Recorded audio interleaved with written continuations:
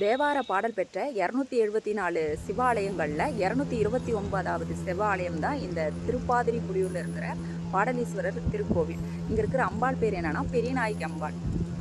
இந்த திருப்பாதிரி புலியூரில் பாதிரி அப்படிங்கிறது மரத்தை குறிக்கும். அதுதான் இந்த கோவிலோட தலவிருச்சம்.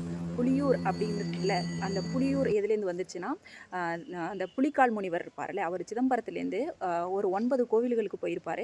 அந்த 9 கோவில்களை வந்து நவப்புலிவனம் அப்படின்னு சொல்லுவாங்க. ஸோ அதில் ஒன்றும் இந்த திருப்பாதிரி புலியூர் கோவில் தான். அதனால தான் திருப்பாதிரி புலியூர்னு பேர் வந்துச்சு அப்படின்னு சொல்கிறாங்க. இந்த ஊருக்கு இன்னொரு பேர் இருக்குது. அது என்னன்னா கரையேற விட்ட குப்பம். அது ரொம்ப ரொம்ப இன்ட்ரெஸ்டிங்கான ஒன்று. அப்பர் பெருமான இந்த மகேந்திரவர்ம மன்னன் இருக்கார்ல, அவர் கடலில் கட்டி வந்து தூக்கி போட்டுருவார். அப்போ வந்து அப்பர் பெருமான் என்ன பண்ணுவார், சொற்றுணை வேதியன் சோதிவானவன் பொற்றுணை திருந்தடி பொருந்த கைத்தோட கட்டுணை பூட்டியோர் கடலில் பாய்ச்சினும் நற்றுணையாவது நமச்சிவாயவே அப்படின்ட்டு ஒரு பதிகம் பாடி கல்லோட மிதந்துட்டு வருவார். அந்த கல்லோட மிதந்துட்டு வந்து கரை ஏறினதால இந்த ஊருக்கு பேர் கரையேற விட்ட குப்பம்மா.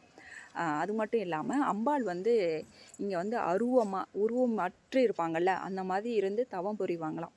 அதுக்கு நிறைய ஹிஸ்ட்ரிலாம் சொல்கிறாங்க. இந்த சிவபெருமானை வந்து கண்ணை மூடிடுவாங்க அம்பாள் வந்து. அப்போது வந்து உலகமே இருட்டாயிடும் அப்படின்ட்டு நம்ம சில படங்களில் கூட பார்த்துருக்கோம்ல. அந்த ஹிஸ்ட்ரி வந்து இந்த கோவிலில் போட்டிருந்துச்சு.